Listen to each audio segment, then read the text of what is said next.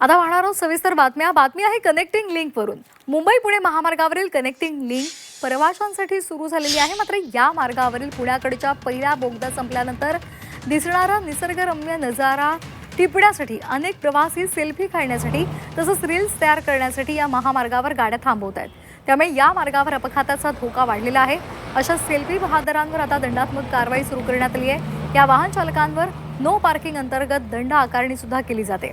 तसंच वाहन चालकांनी सुरक्षेला प्राधान्य देत नियमांचं पालन करावं असं आवाहन सुद्धा केलं जात आहे। तर समृद्धी कोल्हे आमच्या प्रतिनिधी आपल्यासोबत जोडल्या गेलेल्या आहेत। समृद्धी, कनेक्टिंग लिंक खरं तर सोयीसाठी सुरू करण्यात आलेली आहे। मात्र या ठिकाणी अनेक जण आपल्या गाड्या थांबवत आहेत आणि रील्स काढतायत, फोटो काढतायत। काय सध्या कारवाई केली जाते?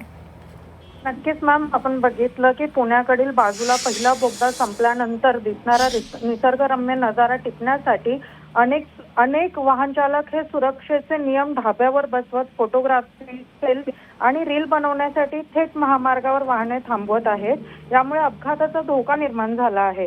ही परिस्थिती गंभीर असून महामार्गावरील पोलिसांनी कडक पाऊल उचलत नो पार्किंग नियमांतर्गत आकारणी सुरू केली आहे। वाहन चालकांचे नियम आपण बघितले तर सुरक्षित प्रवास व्हावा यासाठी प्राधान्य पोलीस देत आहेत आणि त्याच अंतर्गत सध्या जे वाहन चालक आहेत ते या बोगद्याजवळ वाहन थांबून सेल्फी काढत आहेत, त्यांच्यावरती कडक कारवाई करून सुरक्षित प्रवास करावा असं आवाहन पोलीस देत आहेत। धन्यवाद समृद्धी दिलेल्या या माहितीसाठी।